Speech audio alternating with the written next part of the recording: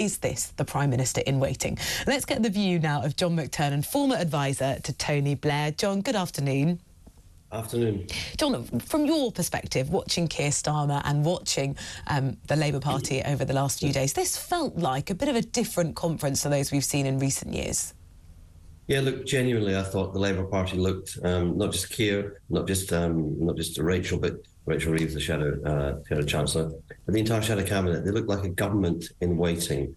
And to be honest, the Conservative Party in Manchester looked like an opposition in waiting because, you know, Rishi Sunak's speech didn't mention housing. One of the hottest topics, I think, for all your viewers is housing, the state of housing. You know, people looking, can their kids buy a house? Can their grandchildren buy a house? Can they themselves buy a house? And that breaking the promise that you can get onto the housing ladder.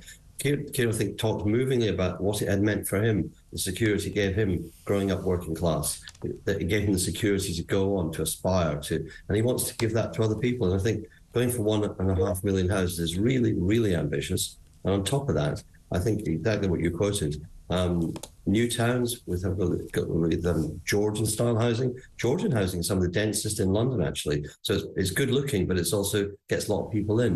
And then building on the grey belt, I don't know if you can recall this, but for the last couple of years, there's been a long dispute about whether an underground station car park can be built on.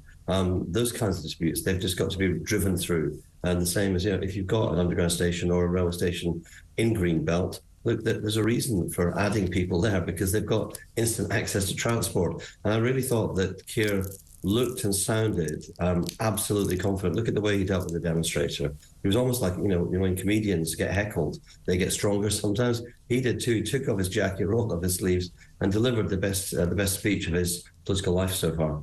It was a very different performance from him. Almost, I think the analysis was that the protester was obviously a very jarring moment, but he dealt with it really well. And then even just the simple things like taking off his jacket, rolling up his sleeves, he just came across as more relaxed. And this isn't someone who's going to be known for his most sort of eloquent and, you know, charismatic speeches, but there was a difference in his performance yesterday, I think. Yeah, no, there was, and you could actually see the strength he had holding off the protester. That was actually, he plays football every week, plays five-a-side at least one day a week. He's fit for his age. He's confident, and absolutely, I thought there was an optimism about what we as the country could do together, as well as a realism about actually it's going to take a decade to restore what it's taken 13 years to break down. And I think there were willing listeners, not just in the hall, but in the country. And honestly, a conference, more passes than issued in any time in Labour's history, more business visitors even than when Tony Blair was about to be elected. So it felt like the country turning to Labour, but Labour, importantly, turning to the country, rejecting some of the extremism of the past, but talking about the needs of people in terms of health, in terms of crime, in terms of housing, in terms of cost of living. And that really felt a new maturity. And, you know, what's the answer to the instability of the country that we've had so far? You know, 5 prime ministers, 7 chancellors in just 6-7 years.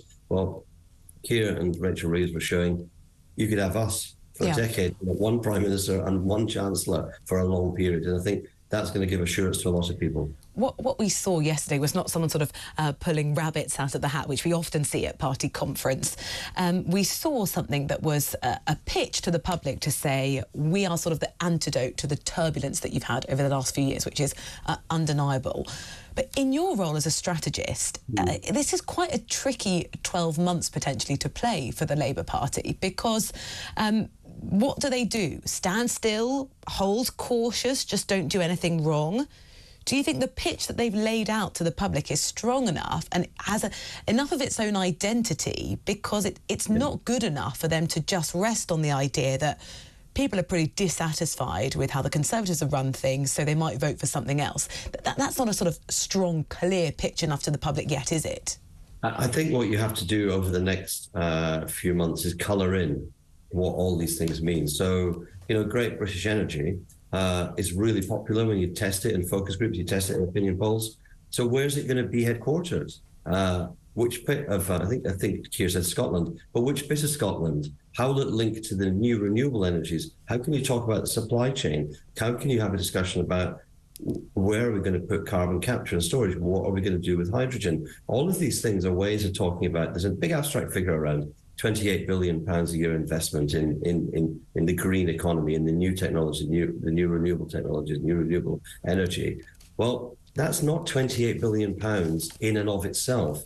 It is money for Bradford or for Barnsley or for Doncaster or for Bathgate in Scotland or for Merthyr Tydfil in Wales or for the steel plants that need to move to green steel, decarbonised production of steel. And I think it's taking that show on the road, going to meet people, all the members of the Shadow Cabinet, because it's a much more, I think, charismatic, a much better bunch of communicators, a Liz Kendall or a Peter Kyle. They should be out talking about what's going to happen to science, what's going to happen to spin-outs. And I think it's that, you've a sense of seeing the Labour Party across the country. I reckon voters are getting really bored of this government not calling an election. I doubt they'll call an election until the last date they can. The Labour has to kind of keep on looking like the alternative government, talking like the government, and starting to talk to businesses honestly and clearly. Like, if we're going to offer this, what's the investment you can offer? Are there any barriers we need to get out of your way in the first few months of a Labour government? And John, if there is a Labour government, what would be your best prediction on what shape that might look like? Are they